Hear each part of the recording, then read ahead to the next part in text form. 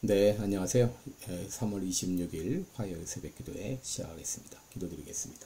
은혜로우신 우리 아버지, 또 고난주간의 둘째 날을, 또 셋째 날을 맞이했습니다. 하나님께서 은혜 가운데 또 이번 한 주간 주님의 고난에, 또 고난을 묵상하며, 또 십자가의 그 은혜를 기억하며 은혜 받는 시간 되게 하시고, 우리의 삶을 다시 한번 돌아보는 귀한 기회가 되게 하여 주시기를 원합니다. 하나님 아버지, 오늘 하루도 주님 앞에 의탁합니다. 이 시간도 병중에 있는 우리 모든 성도들 긍휼을 베풀어 주시고, 주의 능력의 손으로 친히 역사하시고 어루만져 주시사 깨끗이 나음을 얻게 하여 주시옵소서. 오늘 한날도 주님 앞에 온전히 의탁하며 예수님의 이름으로 기도드리옵나이다. 아멘.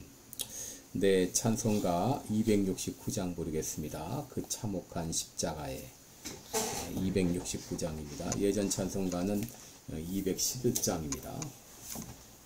269장입니다.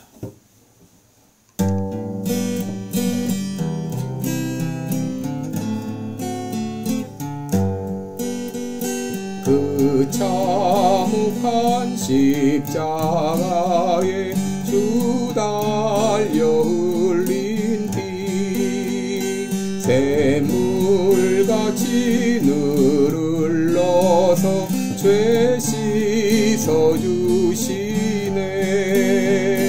값없어도 다 나와서 내 죄를 고하면 빈 눈보다 더 이도록 참 성결 얻으리.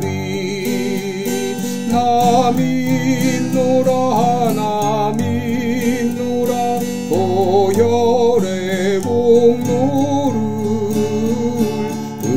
없어도 피 흘리사 날 구원하셨네.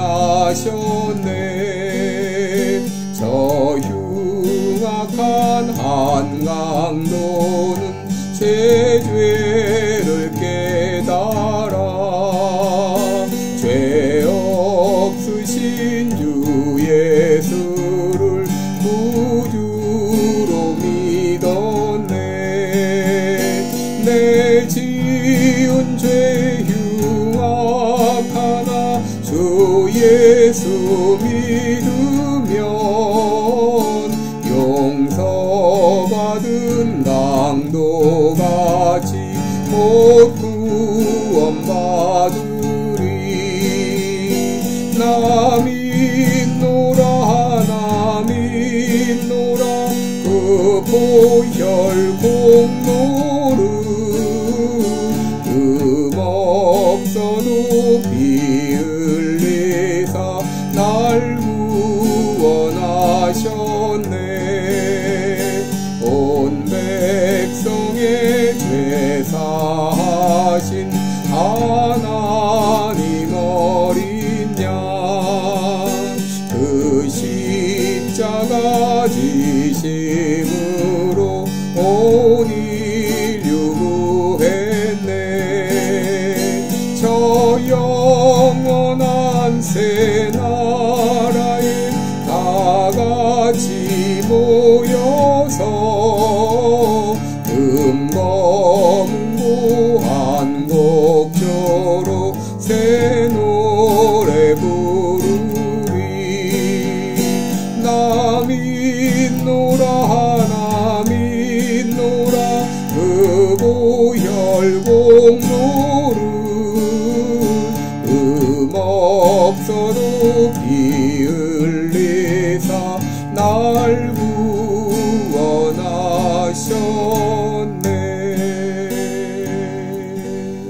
아멘.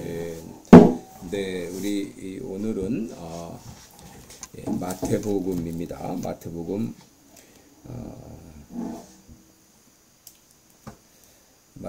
21장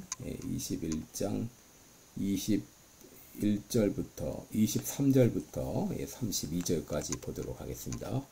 마태복음 21장 23절부터 32절까지 제가 봉독해 드립니다. 예수께서 성전에 들어가 가르치실 때 대제사장들과 백성의 장로들이 나와 가로되 내가 무슨 권세로 이런 일을 하느냐 또 누가 이 권세를 주었느냐 예수께서 대답하시되 나도 한 말을 너에게 물으리니 너희가 대답하면 나도 무슨 권세로 이런 일을 하는지 이르리라. 요한의 세례가 어디로서 왔느냐 하늘로서냐 사람에게로서냐 저희가 서로 의논하여 가로되 만일 하늘로서라 하면 어찌하여 저를 믿지 아니하였느냐 할 것이요 만일 사람에게로서라 하면 모든 사람이 요한을 선지자로 여기니 백성이 무섭다 하여 예수께 대답하여 가로되 우리가 알지 못하노라 하니 예수께서 가라사대 나도 무슨 권세로 이런 일을 하는지 너에게 이르지 아니하리라. 그러나 너희 생각에는 어떠하뇨 한 사람이 두 아들이 있는데 맏아들에게 가서 이르되 예 오늘 포도원에 가서 일하라 하니 대답하여 가로되 아버지여 가겠소이다 하더니 가지 아니하고 둘째 아들에게 가서 또 이같이 말하니 대답하여 가로되 실소이다 하더니 그 후에 뉘우치고 갔더니 그 둘 중에 누가 아비의 뜻대로 하였느냐 가로되 둘째 아들이니이다. 예수께서 저에게 이르시되 내가 진실로 너에게 이르노니 세리들과 창기들이 너희보다 먼저 하나님 나라에 들어가리라. 요한이 의의 도로 너희에게 왔거늘 너희는 저를 믿지 아니었으되 세리와 창기는 믿었으며 너희는 이것을 보고도 종시 뉘우쳐 믿지 아니했도다. 아멘. 네, 우리 오늘은 회개에 합당한 열매를 맺고 있는가 이런 제목으로 말씀을 나누겠습니다. 여러분 이제 이번 주가 이 고난 주간입니다. 이 고난 주간 동안 예수님의 그 행적 마지막 한 주간의 행적을 함께 살펴보면서 은혜를 나누도록 하겠습니다.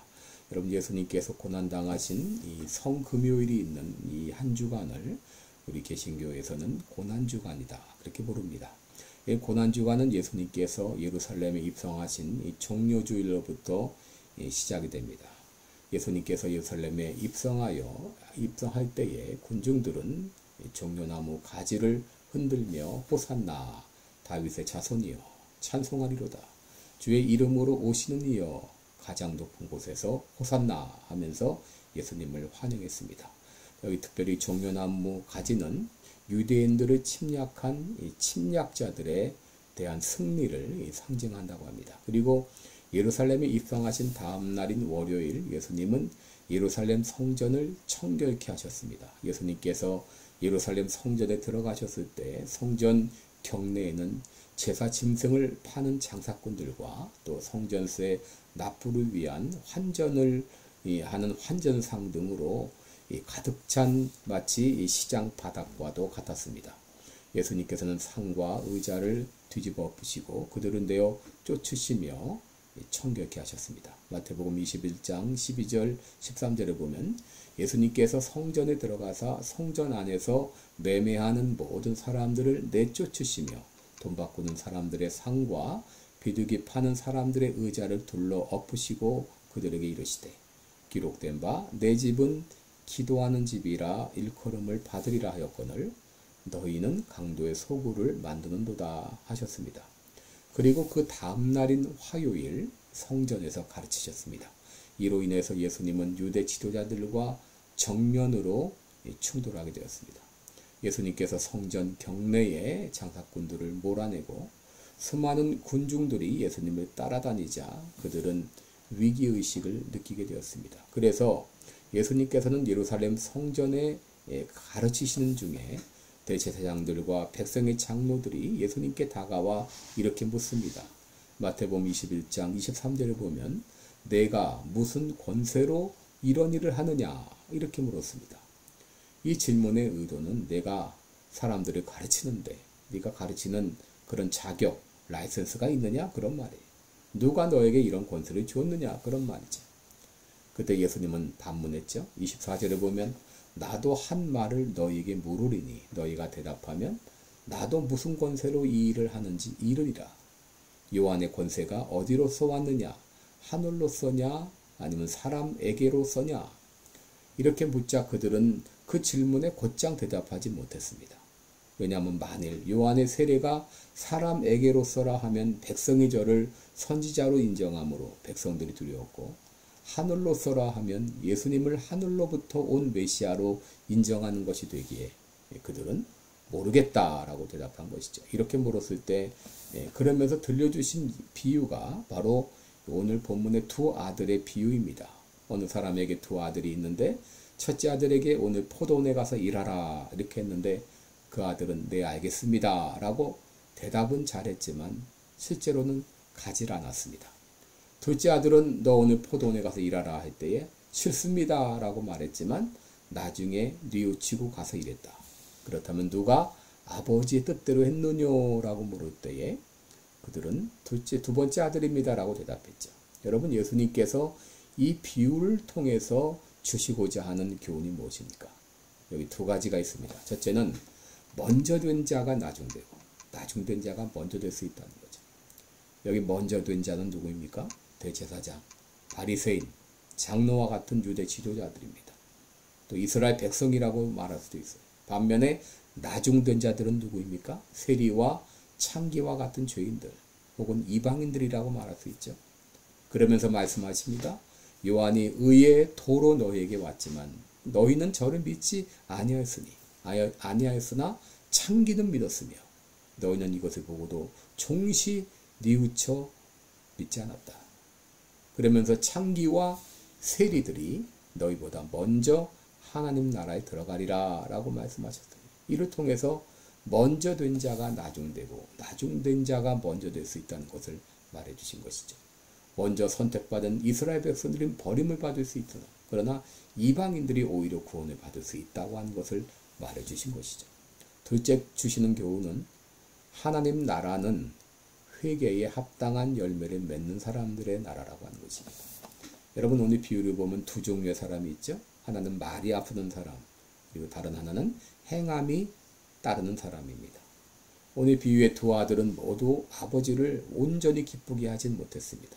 첫째 아들은 대답은 이해했지만 가지 않았고 둘째 아들은 처음에 대답을 노라고 말함으로 아버지를 괴롭게 했죠. 여러분, 이것은 모든 인간이 하나님 앞에 죄인인 것을 우리에게 말해주고 있습니다. 그러나 첫째 아들과 둘째 아들의 차이가 무엇인가요? 30절에 보면 둘째 아들은 처음에 실수이다 라고 말했지만 그 후에 뉘우치고 갔다 라고 말했습니다. 이것을 통해 우리가 알 수 있는 것은 하나님 나라는 회개에 합당한 열매를 맺는 사람들의 나라라고 하는 것이죠. 그러게 예수님께서는 32절에서 요한이 의의 도로 너에게 왔거늘 너희는 저를 믿지 아니하였으되 세리와 창기는 믿었으며 너희는 이것을 보고도 종시 뉘우치지 않았다. 그렇게 말했습니다. 여러분, 하나님 나라는 바로 회개에 합당한 열매를 맺는 사람들의 나라입니다. 여러분, 믿음을 가진 사람은 반드시 회개하는 삶을 살게 됩니다. 자기의 잘못을 깨닫고 그 잘못을 뉘우치고 그리고 회개에 합당한 열매를 맺게 되어 있습니다. 여러분, 이번 고난주간을 맞이하면서 나는 회개에 합당한 열매를 맺고 있는지, 혹 나는 잘못된 방향으로 가고 있었지는 않았는지, 여러분 자신들을 돌아보고 돌이키는 그런 기회가 되기를 바랍니다. 믿음을 가진 사람으로서 회개에 합당한 열매를 맺는 그런 우리의 남은 생애가 되기를 바랍니다. 기도하겠습니다. 은혜로우신 우리 아버지, 나는 회개하는 삶을 살고 있습니까? 나는 늘 회개에 합당한 열매를 맺는 삶을 살고 있습니까? 아버지, 이번 고난주간을 맞이해서 내 자신의 삶을 돌아보며 또 남은 생에 하나님께 회개에 합당한 열매를 맺으며 살아가는 우리들 되게 하여 주옵소서. 예수님의 이름으로 기도드리옵나이다. 아멘. 네, 이번 고난주간 여러분 계속해서 예수님의 고난을 묵상하며 기도하는 시간 되기를 바랍니다. 고맙습니다.